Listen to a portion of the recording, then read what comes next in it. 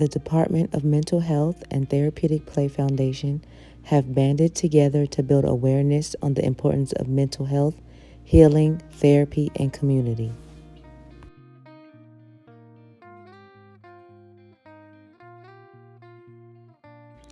The trauma experienced by our community continues to cause us suffering. Our trauma goes unhealed, and even though our faces are different, our stories are the same. I was 21 and I was having my daughter. I was completely petrified, being new to this. I had no idea what I was up against. And I just remember all day, every time I was contracting, like it felt like the hairs on my body would just shoot up. The pain was excruciating. I didn't know what to do. I just needed to be heard. I needed to be understood. I needed to feel safe. My daughter didn't breathe for 11 minutes when she was born. I was told by my physician, Dr. Harold Peart, that I needed to go to Cedars-Sinai Hospital. And I was on Crenshaw and Imperial at the time. I could have gone to any number of hospitals, but I did what he told me to do. And I was bleeding, and I knew that that was unusual. And from the sound of my doctor's voice, it sounded urgent, but he told me to get to Cedars-Sinai, and so I did. My daughter, again, did not breathe for 11 minutes at birth and was in the NICU for 18 days. And I wasn't prepared for that. Like I said, I was supposed to have a planned C-section because I'd had a C-section 4 years before. And the doctor never told me that. And so I got to Cedars-Sinai. There were a host of other doctors there. They examined me and they told me, I heard them talking to each other saying that they were going to have to do a crash C-section, which means emergency. So my daughter's birth was going to be an emergency because they couldn't find her heartbeat. And from there, things went on. And she was in an incubator. She was in bed 1, bay 1 out of like 6 bays with 12 babies each in them. So she was the most severe. And miraculously, she did not have a brain bleed, but she has cerebral palsy and PDD and intellectual disabilities as a result, I believe, of her difficult birth. I was in labor for about 49 hours. The nurse started the initial dose, and we did not see her again for the rest of her shift, unfortunately. My husband did try to ask hospital personnel, whoever would come by, questions about why isn't she progressing? Why is this taking so long? My blood pressure was rising. I was hungry and I could not eat. I did not have any more Pitocin or a higher dosage until the PM shift nurse came on board. And that is when my labor began to progress after she started to increase the medicine. After my labor progressed, my daughter's heart rate began to drop, and the doctor noted that the cord was wrapped around her foot or her ankle, and it was dropping her heart rate. So we needed to decide to do either an emergency C-section or I needed to push really hard, try my best. The traumatic part was just feeling uncared for by the medical personnel and brushed off. About 12 years ago now, my oldest was hit by a car right behind me. A pickup truck comes flying down the street, barely misses my husband, but hits my son. He goes flying up in the air, and all I see is his body fly and hit the concrete. I am running to my son, who is completely covered in blood. His clothes has tire marks on them, and I am just losing my mind. But we get to the hospital, and it was the worst experience ever. You're already dealing with your child who has been hit by a car, and then you have 5 different people ask you the same question: what happened? Right now, what happened is not my priority. My priority is seeing that my baby is okay. And I was just so frustrated because they just kept asking. And I remember at one point just screaming to them, leave me alone. I want to focus on my baby. And I go into the emergency room and they're trying to, get the blood off of him and make sure that he's okay. They're getting ready to take him into an MRI for an MRI and a CAT scan and all these things, just to make sure that he didn't have any broken bones. And I just remember thinking I failed as a mom and I wasn't there to protect him. And it haunted me for years. Um, we all had to seek therapy. I had to put my baby in therapy because he was terrified. Every time he saw a truck, he would like completely freeze at the thought of crossing a street.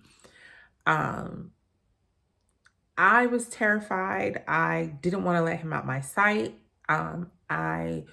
It took a long time to heal from that. We all, like I said, we all had to do therapy, which was very helpful.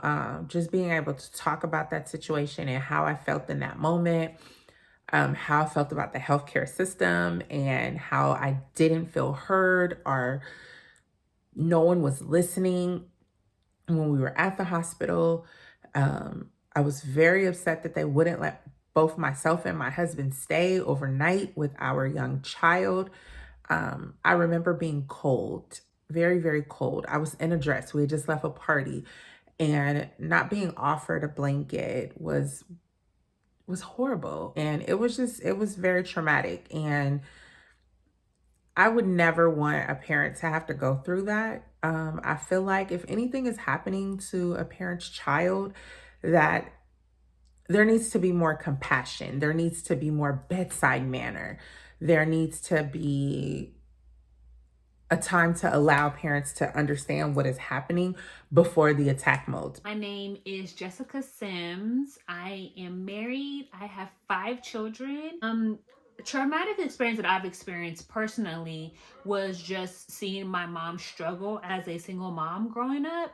And then I kind of fell into that with my oldest daughter that's 14. So I ended up raising her by myself for like the first 12 years until I got married.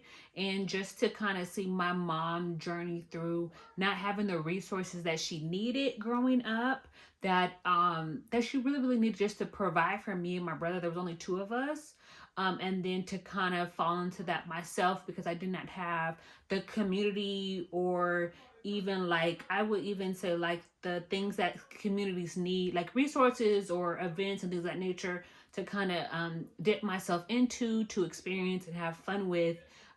I kind of fell into certain things that I shouldn't have been in the time. You live and you learn. And so that specifically my traumatic experience was kind of seeing my mom do something and not having the resources to know that there was better for me, and kind of fall into the same thing as well. I coped with that specific trauma by kind of wilding out and like doing my own thing over the years. I feel like my mom did her best to try to direct me in this like the direction I should go, but I feel like just because of sometimes environments and other people not having clear direction, I was susceptible to kind of end up doing the things that probably brought like some things that was generational that brought trauma on myself, but some things that I feel like were systematic in making sure that certain communities don't ever develop into who they're called to be, because of not a lot of resources that are catering to them specifically.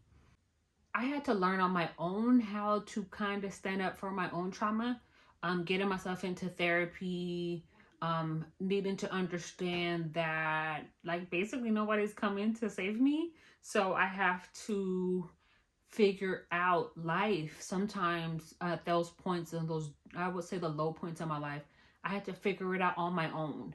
And so it wasn't somebody always advocating for me. I had to learn how to advocate for myself, but it taught me that there's so many women out there that need me to advocate for them or need me to help them direct them in life, because I didn't have it. And so I definitely am that woman who likes to extend like the olive branch in making sure women have like the resources or even the money. If I can help you, diapers, anything, because I didn't have it, I always make sure I am that woman, because I remember so vividly needing the help and not feeling like there was nothing inside, including I would say resources like EBT, like food stamps, or even like welfare, because I barely made the cap even though I was in school full time, working full time. And because I made that little bit of money, I wasn't able to get no help. And so it was those things where I was forever struggling to just to reach like the tip of an iceberg at the bottom, though. I was always struggling to get to like that next thing, with no relief, if I can say that, with no relief. I'm trying to just figure it out on my own. I would recommend people that are seeking help for trauma is just to always speak up. What I've learned for myself is I can go get therapy and I can do those things, but I started to go and find women in my community. Like I had to go find them. It wasn't always accessible, but I went and found them through like college or relationships or even church. Church was a big one. That if I seen myself in them and even an ounce of it, like a little bit, I would go cling to them and be very honest and say, hey, you have basically what I would want as like a mother, as an entrepreneur, just as a businesswoman, just as like being a generous person to other people, and say like, how do you do it? Or what are ways that I can actually, do the things that you do? And so that's my recommendation, on a lot of mothers that may be struggling with their trauma, and not knowing how to open up, is to understand that there's so much more that you are qualified for, so don't count yourself out. But us learning that it may not always be as easy as the next person. Some of us will have to like get out of our comfort zone and really really speak up and say what we need or what we want to get to where we need to be. Just never give up. I really realized as I got older that life gets better, but you have to work it. And sometimes life just takes work. I gave birth to 3 via cesarean. I felt overall just not well. I was extremely swollen. My blood pressure was high. At one point, I overheard the nurse tell my doctor that I had protein in my urine, in the hallway just outside of the room door. When he came back in, I assumed he was going to just explain to me what was going on. He didn't. He told me to go have lunch. I was surprised because I was really expressing to him that I didn't feel well, that something's just not right. So because I, at the time, didn't really feel comfortable advocating for myself, I left the doctor's office. I went on to start experiencing like my water breaking. I went to the hospital. They told me that the fluid they tested was an amniotic fluid. I just kept telling them, I know something's going on. I'm not peeing on myself. I know the difference between when I'm peeing on myself and when I'm not. Shortly after that, I got an ultrasound, and as soon as I started to get the ultrasound, I started going into full contractions. Next thing you know, the doctor is rushing me in for an emergency C-section. I remember being on the table while getting the C-section and them saying that my blood pressure was 200 over 100 and something. I remember feeling so scared, that I just maybe wouldn't even make it through. After I gave birth, I ended up having a blood transfusion, and I was just trying to figure out how I went from the doctor telling me to go have lunch to having a blood transfusion. At the time, I felt like I wasn't heard. I had 4 vaginal births, but I have 3 children. I was so excited to be a mother when I was pregnant with my firstborn. I had a vaginal birth, healthy baby boy. I was so excited about his hopes, dreams, and aspirations until 6 weeks later, that all came crashing down. My son died of sudden infant death syndrome, which is called SIDS. I was hopeless. I was emotional, crying every day, couldn't eat, couldn't sleep. My mom had to feed me, and I just lost purpose because I knew I always wanted to be a mother. Just couldn't deal with it, just would be very lost, just didn't know what to do from there. Until one day I heard a Bible verse that said, God giveth and God taketh away. At that point, I just decided to be the best student ever. Just knowing that my child was taken away and could not go to college and do the very best, I decided to take on that position. I submerged myself into going to school, and I got an associate's degree, a bachelor's degree, a master's degree, and a PhD. I never had the opportunity to really understand the trauma I've been through. I kind of buried it and didn't even discuss it or talk through it. I wish someone would have told me that to go talk to someone to really understand my trauma, my pain. If I have an opportunity to tell anyone who went through the same thing I did, I would tell them to talk through it and just seek help to be able to understand their emotions, what they're feeling, their hurt. It's I waited 26 years to be able to talk about it. And on top of that, trauma has kept me from being the best mother I can, because for the past 3 births after that, I never could sleep. I never slept well throughout those child-rearing years, because I always wake up in the middle of the night fearing that my baby was not breathing.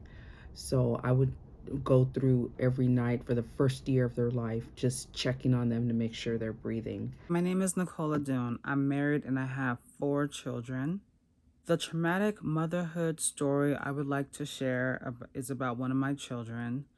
Um, his biological father passed a few years ago, and after his father died, he wanted to commit suicide and actually tried to drown ourselves in our bathtub.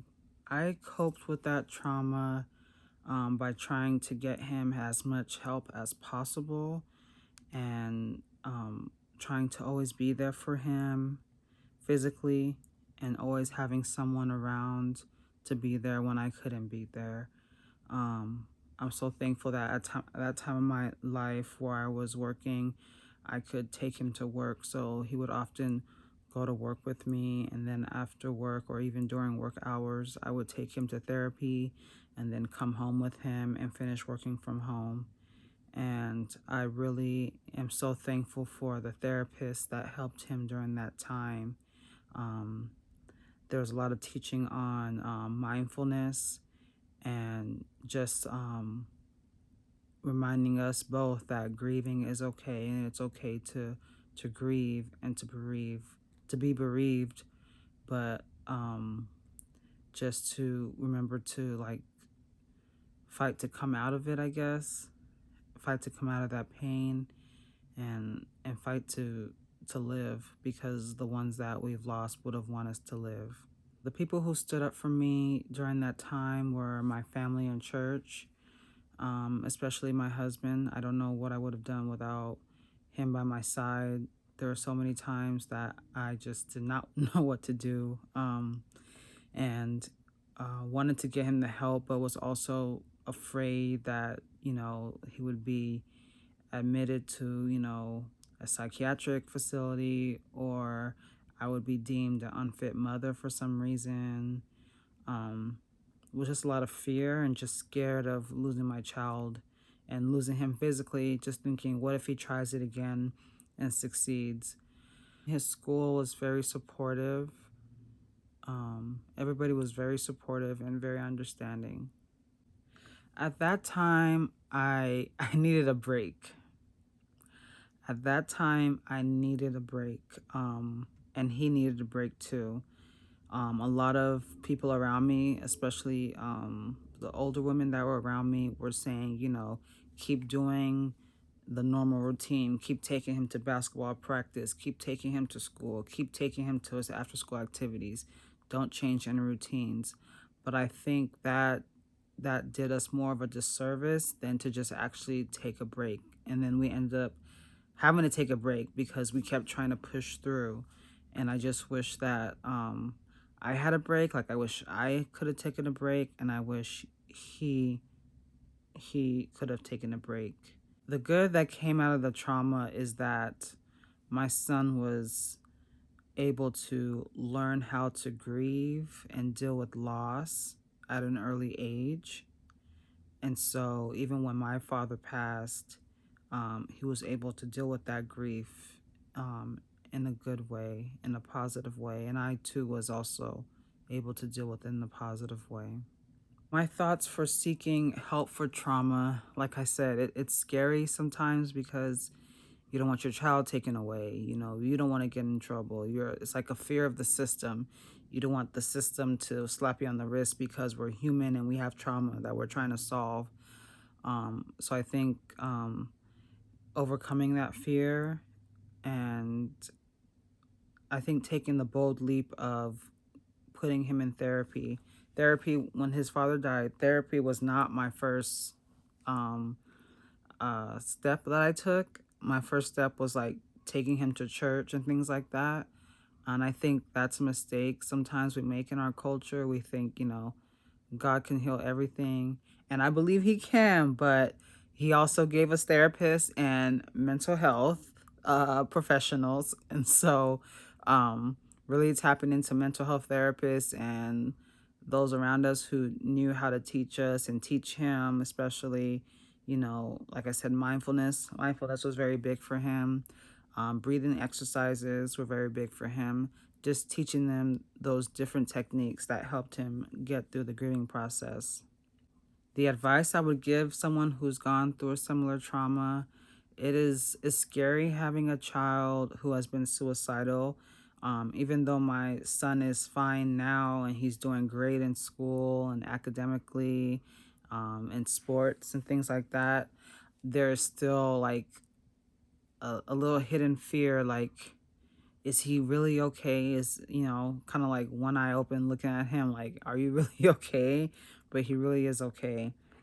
So I think the advice that I would give to any mother who has had a suicidal child is to, yes, watch them closely and watch for the signs, but have an open line of communication with that child and love on that child repeatedly and get the child the help they need right away. They shouldn't have to be suicidal before you seek mental health. Your child doesn't even need to have any type of trauma before they seek mental wellness. The daily stresses of life and school and work can lead to mental illness. So just learning different techniques on how to cope with life and having those different, self-care routines is just helpful for anyone.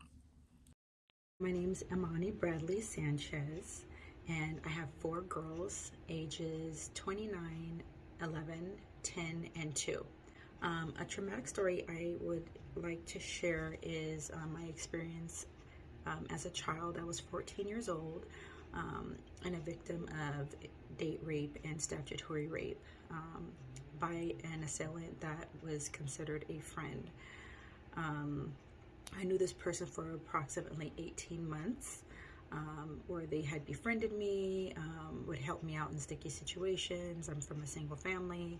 My mom and my parents were divorced, very loving. My mom was very hardworking, but this person, I believe, saw my situation and deliberately preyed on me as a minor.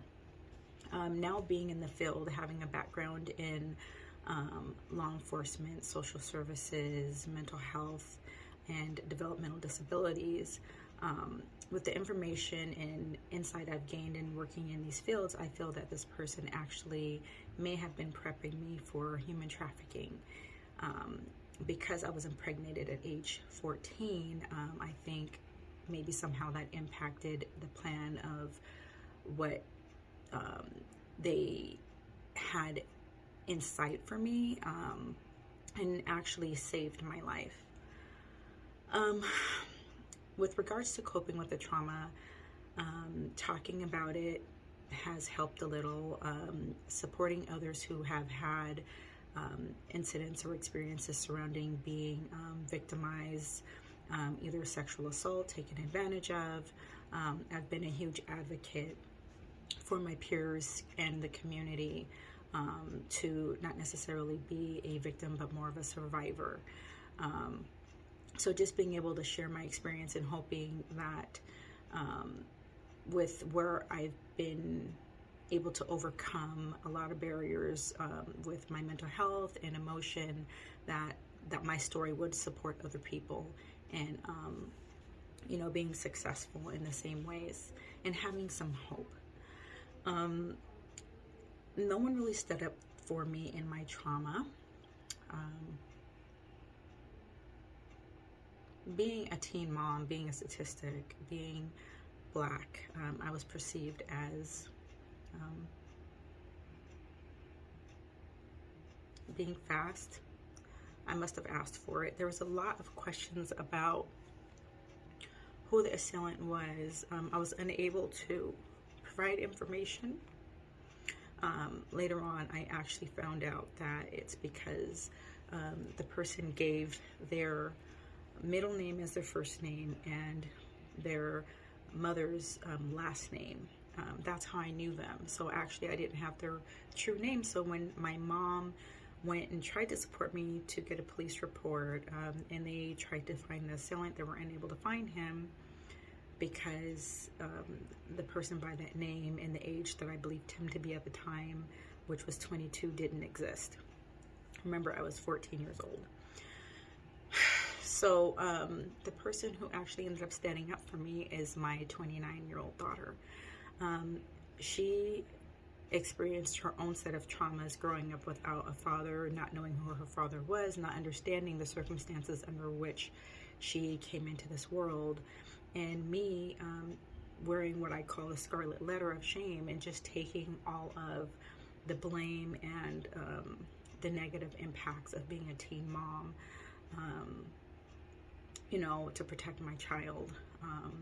Once again, I couldn't give her information because information I had was not accurate. So for years, I just kind of lived with being judged, being the black sheep of the family. And when she turned, I don't know, maybe just a couple of years ago, she hired a private investigator and went and was able to find him. Actually, she did Ancestry and was able to find another family member and connected and talked. It was his sister, which is her paternal aunt, was able to contact her and get in touch, and then eventually was put in contact with her biological father. So I didn't know any of this. She came to me and asked me a question. She's like, what do you know about my dad? And I told her I don't know, and I became frustrated and having a lot of anxiety because, I don't know what to give her. I know she's had her own set of mental health issues and challenges. She's also a Army veteran and has had, has PTSD and has suffered a lot of it probably stemming from the fact that her father was not in her life and she didn't know who he was, and, different emotions connected to that. So she hired a private investigator and did Ancestry, was able to find her biological family. And when she asked me the question about, did I know, anything about her father, she said it was her last time really assessing if I just was choosing not to tell her if I really didn't know. So at that time, she informed me that he, in fact, was 31 years old at the time when he got me pregnant. I was 14. And I can't even repeat the conversation that she had with him, not because it was horrible, but just because it was so intelligent and well thought out that, and she held her composure. She has her own PTSD and was able to talk to the man who raped her mother and whom she's a product of. And he gave excuses about why he did it. And, you know, she confronted him and said, she was a child and you are a child molester. And so that is the person that stood up for me. It was my 29-year-old daughter. What came out of my trauma? I think my daughter saved my life, like I said, because I think had it not been for getting pregnant, they were grooming me for trafficking. And being a pregnant teen guided me into a life of social work, because I did live in a group home for approximately 3 months for pregnant teens as my family tried to figure out what they were going to do. I was privileged to be able to go home and stay with my family, and my family was able to support my daughter being raised and allowing me to try to keep whatever remaining childhood that I had, whatever innocence that I had after this experience. But I was able to play sports in high school. I was able to get a job. Like I said, my experience led me into the path of human services, which I feel is not something I wanted to do, but like a gift. It's just a gift. I have a passion for it and an understanding, and I'm hoping that my trauma and my experience is able to support other people who might feel lost or, you know, like they want to give up, that they have some hope. I've been able to go on and get a double MBA. Like I said, I've had a career in law enforcement, social services, working with individuals with developmental disabilities, and, you know, mental health. And I think the combination of those four has made me not only such an invaluable valuable person to an employer, but also to society and communities that I am destined to serve. People I'm destined to serve. I believe I have a greater purpose, and that my experience, even though it was traumatic, is going to help bridge and support a lot of other people that may not have those access to support systems. So that's in seeking help through trauma. My recommendations would be, when someone's telling you they're a victim or they're a survivor of something, to listen, to try not to be judgmental, to try to take a step out of the black and white and focus on how they feel and what their needs are. They might just need to talk to someone. They might need to feel heard. You never know where someone is in their mental health, if they're at the point where they're coping or if they're holding on by a string. I carried this heavy weight by myself for over 20 years. And when my daughter told me that, it's okay, Mom, you were a victim, I literally felt a huge weight being lifted off my shoulders. I'm a huge advocate for people seeking mental health services. There's a lot of distrust in Black communities for medical providers and seeking out counseling services for good reasons, based on our history, based on how we're currently being treated, based on social injustices.